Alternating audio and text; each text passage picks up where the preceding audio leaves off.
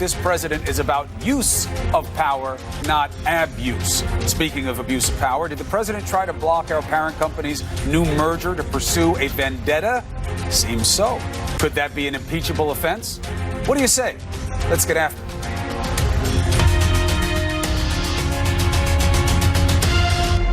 So if it feels like we've entered a new phase in the oversight world, that would be because we have. The head of the committee that would be in charge of the impeachment process says it is clear the president committed obstruction. Really? They want to call 81 Trump associates, including family members and organizations, to hand over documents pertaining to the obstruction, corruption, and abuse of power probe.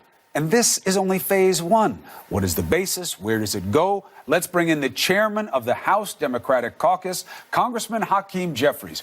Good to see you. Good to see you. Thank you for taking the opportunity, especially in person. Certainly. So, Chairman Nadler says the president committed obstruction.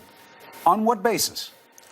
Well, I think there's reason to believe that he has consistently obstructed the administration of justice. You can start Exhibit A being the termination of James Comey, who at the time was presiding over a national security investigation into whether Russian spies cooperated with the Trump campaign to sell out our democracy, interfere with the election, and artificially place Donald Trump in the presidency. It's extraordinary that any president at any moment in American history would terminate the lead investigator. Donald Trump did it, and then indicated publicly that he did it because he was concerned about, as he called it, this Russia thing. There is a sticky wicket to deal with legally there. However, that's not what you're doing. My understanding of context, tell me if I'm wrong, is that politically, looking at abuse of power makes obstruction something different. It makes it a pattern of behavior that you believe collectively is beneath the norm of the office, not necessarily a felony. Is that a distinction that you guys want to draw here? Well, I think that is part of the distinction. We're looking at, one, a broader culture of corruption. Two, whether that was a pattern of abuse of power that this president has consistently engaged in. He is charged constitutionally with taking care that the laws are faithfully executed. It appears that it may have been the case that he is consistently undermining the rule of law. But we want to find out the answer to that question. And then, of course, there's the obstruction of justice component. Not only did he fire James Comey, he fired Preet Bharara, who was the prosecutor presiding over investigations that subsequently came to light in the Southern District of New York. He fired Sally Yates. Doesn't seem to have been a reason why he did so other than she was concerned about Michael Flynn possibly being a Russian asset, communicated that to someone at the White House. Next thing you know, Sally Yates is gone, and even fired Jeff Sessions because he was just frustrated that Jeff Sessions had recused himself. These are all top investigators at the DOJ or the FBI. All subordinate to him, and the executive has tremendous power over them. That becomes the legal difficulty. What you're looking for is political buy-in.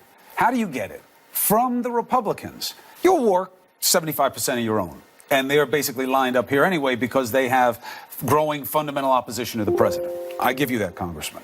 But on the other side, there needs to be overwhelming evidence of anything to get them to go against one of their own. How do you get there?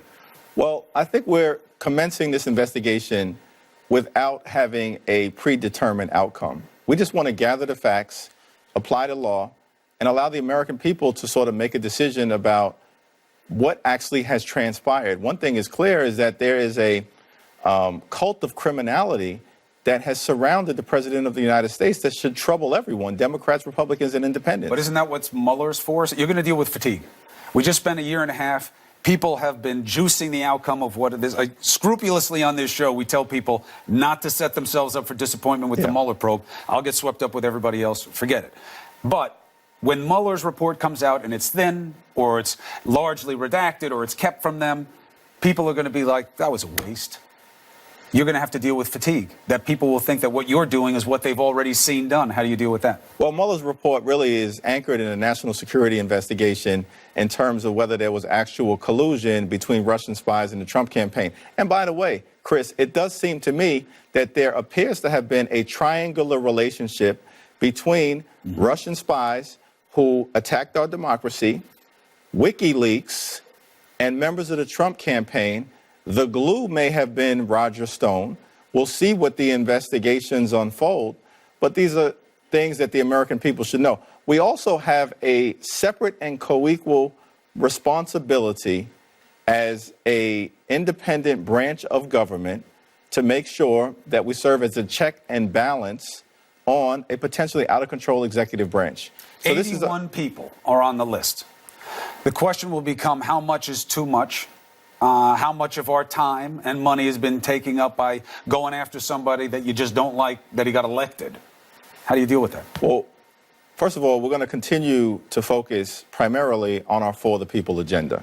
That's an affirmative agenda focused on kitchen table pocketbook issues, anchored around lowering health care costs with a focus on driving down the high cost of prescription drugs.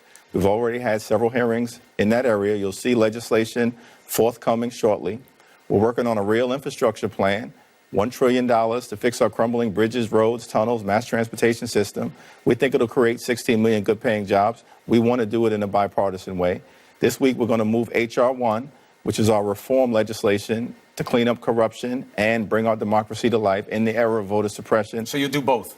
Absolutely. We have a constitutional responsibility to do oversight, but we will not over-politicize, we will not over-investigate, we will not overreach, but we will do our Article 1 constitutional responsibility. Was Michael Cohen the right first foot to put forward?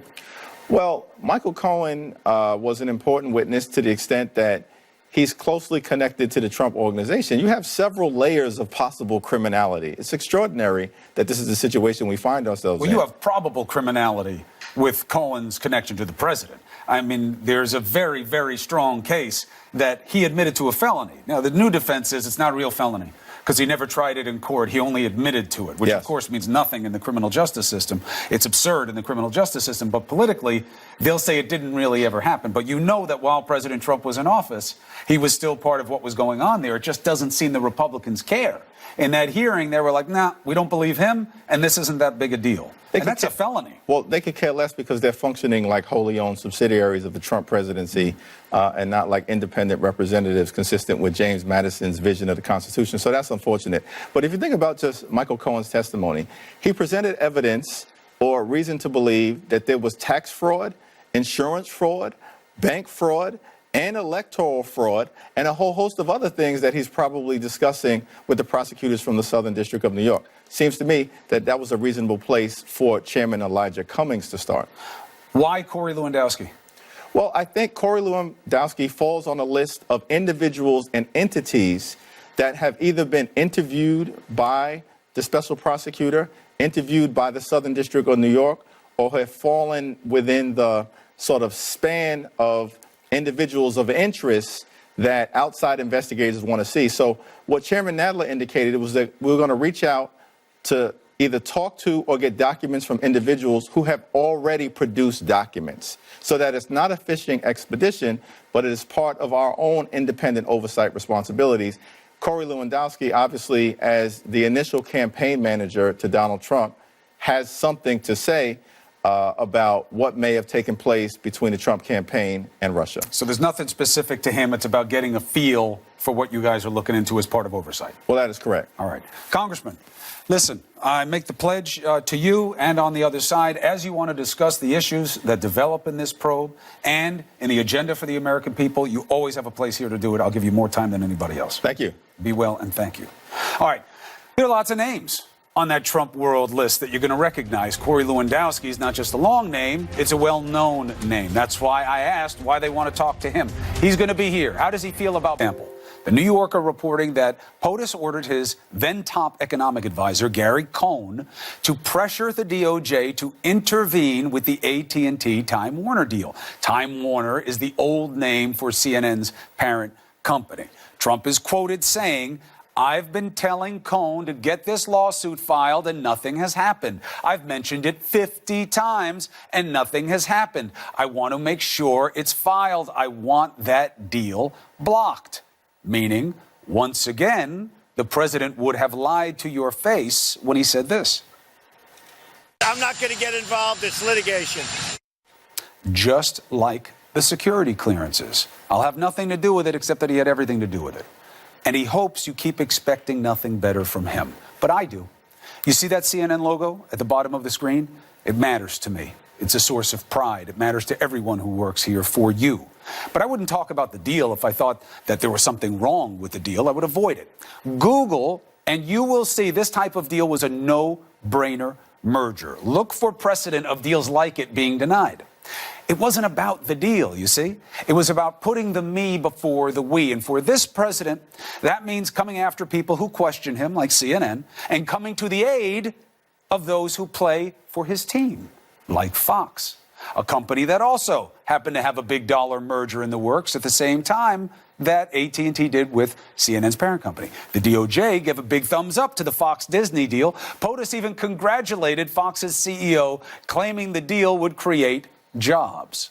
The president spoke with Rupert Murdoch earlier today, congratulated him on the deal, and thinks that, to use one of the president's favorite words, that this could be a great thing for jobs. Now, experts in the field would say mergers like that usually create the opposite effect when it comes to jobs. No matter. What is definitely true is that in these actions, we see this president doing exactly what he told you he would not do, playing to big corporations for personal gain. I am not beholden to any special interest. Nobody owns Trump.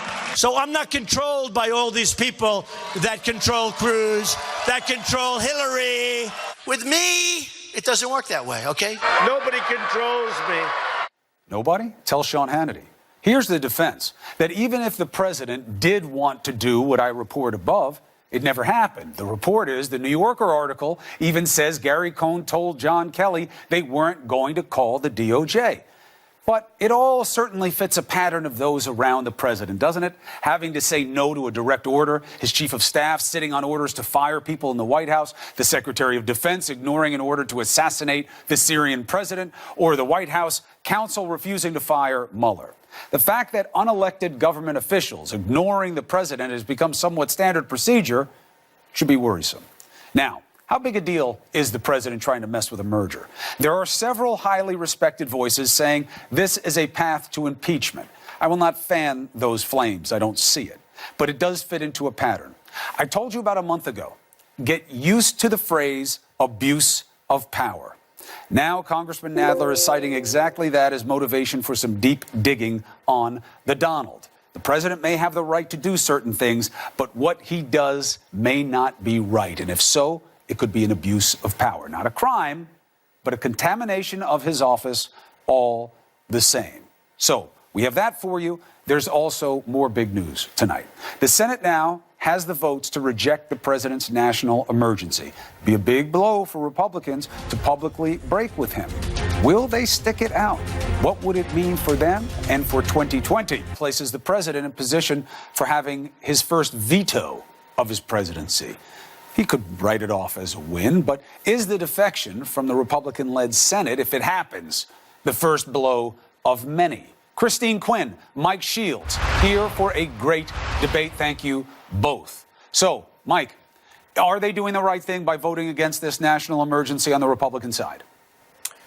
I don't think so, and I don't think it's a huge break. I think it's a limited number of senators. You know how the Senate rules work, that all the Democrats are going to vote for this, and then some Republicans are. The vast majority of Republicans in the House and the Senate, and the vast majority of Republicans across the country at the grassroots level want the president to do this. And so he's going to veto it, and then he's going to start building the wall, and then it'll be yesterday's news by next week. Christine, I don't know, well, you take up the point, but I don't know that Republicans want him to do it this way. Certainly Mitch McConnell has said, I did not want him to do it this way. But even if they vote a little bit against it, he then vetoes it, now they don't have 2/3, does he get a win anyway? Well, I think that this is going to be a big defeat, even if he overrides the veto. And look, the numbers are the numbers in these situations. There are not the votes to override the veto, either in the House or in the Senate. What happens here, though, to the president is it shows that he has beginning to lose control in a significant way of the Republican Party. Because once they feel comfortable questioning the president and they survived, they'll do it again as things move forward. It also is going to send a message that's going to undo the president that he is not infallible, that people will question him, that he just doesn't get to dictate anymore, even to his own party. So I think this will have a real ripple effect. And I don't think polls indicate that broad-based everyday Republicans in the United States want this done. Does the core 30% or whatever the number is who are with the president all the time, no matter what? Yes. Well, they you have would be people. polled. You have people over the majority plus. So everybody in the country believes that you should have physical barriers where you need them, according to a need-based analysis. This is about how they're doing this, Mike. That's my question. And how much? Right. And how broadly? Right. Absolutely. Rand Paul's voice seems like the ghost of principles past. Well, I cannot let an executive have this kind of power. I didn't want Obama to have it. I don't want Trump to have it. Right, and I think that's an important thing. I mean, to say that this is somehow the president's being rejected and his party's not with him, they're with him on the policy. There are a few senators who care about the principle, and guess what? President Trump doesn't care about that, and most of the American people don't care about it. And this is why he was elected. I mean, remember when Elizabeth Warren had her moment in the Senate, and Mitch McConnell said, nevertheless, she persisted. And she's turned that into a bumper sticker and an entire campaign. What was going on there? She was breaking the Senate rules. She was going down on the floor and breaking the rules. And she said, you know what? I don't really care about the rules. This place is old. I'm going to try and be a populist. I don't really care about the rules. That is the approach the president has. Why would he, in his mind, why would he not get something done that's in his agenda when he has the power to do it, when there are 60 national emergencies that have been carried out just like this? There's some still in effect today because of some Senate rules. And so, yes, there's a limited group of senators. None is like this. No, that's nothing I'm telling you, this is why, this is his perspective, and this is why you can't extrapolate this into, oh, the Republican Party now has a problem with the president. That's just absurd. They want the wall, and they want him to do whatever it takes. And he got elected to cut through Washington's old rules with the old guard and get things done. So, Christine, give me a quick take on that, that how you get it done doesn't matter as long as you're doing the right thing. Well, the Constitution matters. The Constitution matters, and the separation of powers matters. Did it matter with clearly. And in the case of this, you're hearing own Republicans saying, why don't you go into the Department of Defense budget and take money from there, which would be, in their eyes, more clearly within his power. So no declaration of emergency has been used for something like this ever. For something that you don't like is really what that means. There's been 60 of them, including that is not what national it means. security things. No, that's not what it means. It's always about seizing assets from people, freezing assets, and you give it back. Let me ask you something, though, Mike. You're making an interesting an interesting angle on this that dovetails with another consideration of mine. I try to keep it to a minimum, talking about my brothers and sisters anywhere else doing the job. I just think it comes off catty, and I'm not looking for those kinds of fights. But it does what the president's doing here does fold into his Fox strategy. He knows that he can do something the wrong way, and he will get an echo from Fox, and that he will magnify his message that way and go around the other lawmakers. Even if they vote him down, he knows that he's got the Trump trio over there in primetime television to attack whoever goes against him. Are you worried about that? That if Mike Shields comes out against the president, you got to worry about getting your butt whooped on cable television all night? No, well, first of all, I work at CNN, and secondly, I'm not worried about that at all because there is clearly room for dissent in the Republican Party. That's how you just started the segment, and so not every Republican's going to agree all the time. But the base of the party, the grassroots, wants something to be done. And the brand of the president, when he ran for office, he said, "I'm different. If you want another politician, you've got one." Hillary Clinton, she's exactly like how everything's been done. She would follow the rules, and we would just not get anything done. Fair point, but he said I'm going to enact my agenda. And I'm not going to care better. He said he wouldn't play to corporate interests. He took care of Fox. He attacked AT&T because he's playing favorites because Fox is state TV, Christine. And they say whatever he wants. and he follows their lead. And I just want to go back to the point. The majority of rank and file Republicans do not support the way the president is doing this with the emergency declaration.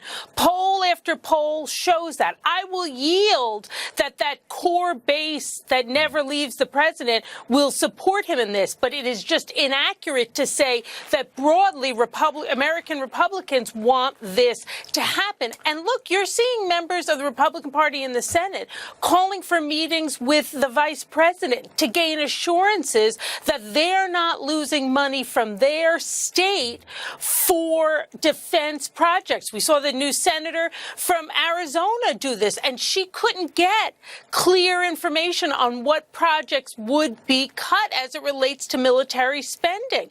The Congress and the Senate spend great detail and time line iteming out in many cases what money is going to be spent on. And to just disregard that, what national security impacts could that have? We don't know. Right. Look, it's true. Look, at the end of the day, the president has the power. How he chooses to use it is going to be a point of political scrutiny within his party and within the country.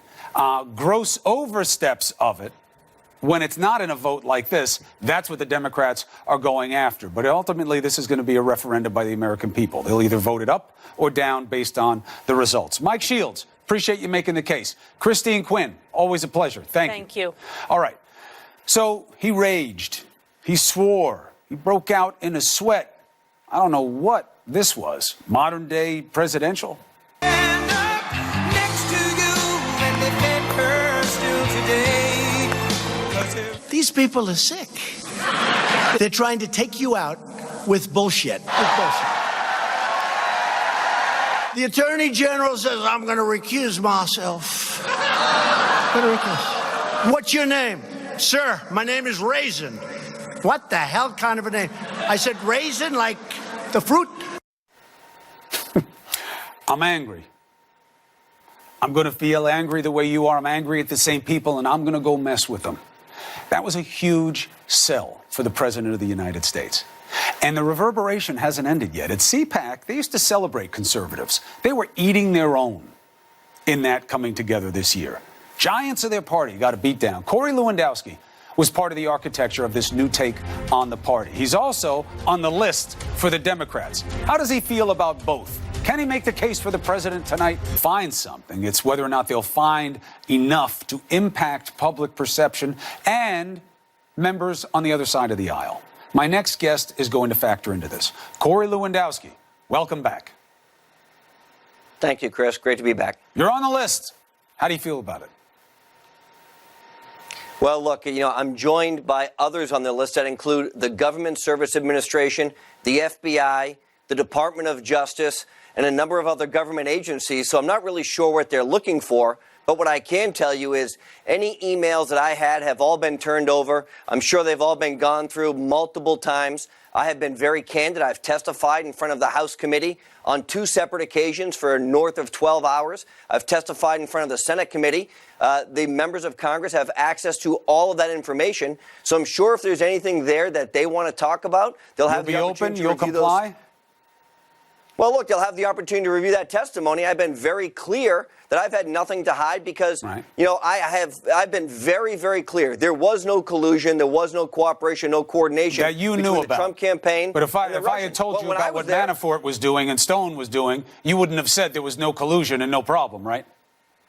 Look, I think, I can't justify what Paul or, what Roger has been accused of doing. And look, I have nothing to do with that. But when I was there, I can tell you, I was never contacted by a government official who the Obama administration was in charge of the ballot and security integrity during the 2016 election. I never got a phone call that said the Russians are trying to hack into the campaign and we're doing something about it. No, but the FBI came to you guys and told you exactly that in July. The FBI told you guys exactly that. Chris, I was gone in July. I know, but I'm saying it's still part of the record. But Chris, the FBI never came to me and said Paul Manafort is someone who we have an interest in. I understand that. Or there are potential bad actors. And if they were so concerned about that, they should have come to us and said, we have some concerns. They you should did. be aware of this. That never, not to me, they never did. Well, but don't say they didn't come to us. They did go to the campaign. You just weren't there anymore. The reason I'm asking whether or not you're going to comply is because you haven't answered everything that people wanted to talk to you about. In the beginning, Well, Chris, you were pushing back and saying I that sat you for didn't want to 12 talk hours. about things and presidential immunity and all this stuff. He's got to assert the immunity, not you. I never asked for presidential immunity whatsoever. Not but immunity. what I will tell you is Privilege. behind the privilege. closed doors. These are privileged conversations. He's got to deal with that, not you. If you're asked questions, will you answer them? Chris, I sat there for 12 hours, and before I left, after the last 4 hours, I said, I will sit here for another 4 hours to answer every single one of your questions to the House Intelligence Committee. I said, before we leave today, I want to be very clear. I will sit and answer every one of your questions. And I went around the room, and nobody had any more questions. After 12 hours of questioning, Well, because nobody you had had any more said there were questions, so I areas got up you and wouldn't left. talk about. That's all I'm saying. I said I will talk about anything that happened when I was at the campaign. Of course I will. And I've been very open about that, and I'll do it all the time. That's what my expertise is. That's what my firsthand information is about, is any information that transpired while I was at the campaign. All right, look, I think as long as you play it straight, you're going to be fine, and we'll see where it goes, and we will police it because there's no reason for overreach on any level. Let me ask you about a couple of quick other things. If they vote against the president's national declaration of an emergency, what does that mean? Well, it means the president's going to veto it. There's clearly, as your previous guest said, Christine Quinn said, they don't have the votes in the House or the Senate to override the president's veto. And it is very common for Congress to send bills to the president, which he vetoes. It's happened to every administration since basically This would George be first. Washington, I think. This would be his first because Well, it would McConnell be has the- insulated him from that. Yeah, but Chris, to be fair, Barack Obama didn't have any vetoes in his first 2 years either because he had a Democrat-controlled Congress. Once the Republicans took over, that's when the vetoes happened because that's what happens in a Congress that is not all governed or controlled by one party. So you don't think that it's an expression that he's doing this the wrong way? You want to build the wall, you want to build more fencing, fine. Whether the situation justifies it or not, that's a political debate, but don't do it this way. This isn't what the law was for. You said it yourself. It's not an emergency.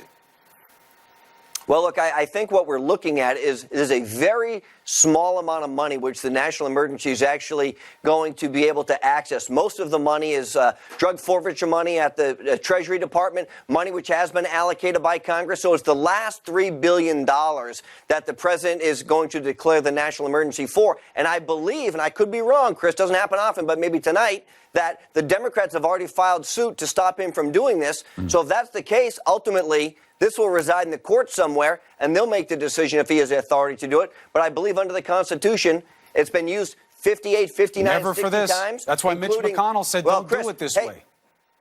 Chris, don't forget, Barack Obama used a declaration of an emergency when 12 people died from the swine flu. That's a fact. Many more people have died from people coming across the border illegally than 12 people. But that's not the standard. It's usually about freezing assets and doing quick things where the president has to mobilize the power of the purse to get something done in the moment and then report to Congress and return it to them. This is not an urgency. But there is no epidemic of flu Barack or concern. Obama, Barack Obama determined that 12 people dying from swine flu was enough to declare a national emergency. This president has It was determined about that the the thousands of imminency people have of been the killed. moment. This president said, I don't Chris, have to do this right thousands now. of people are dying.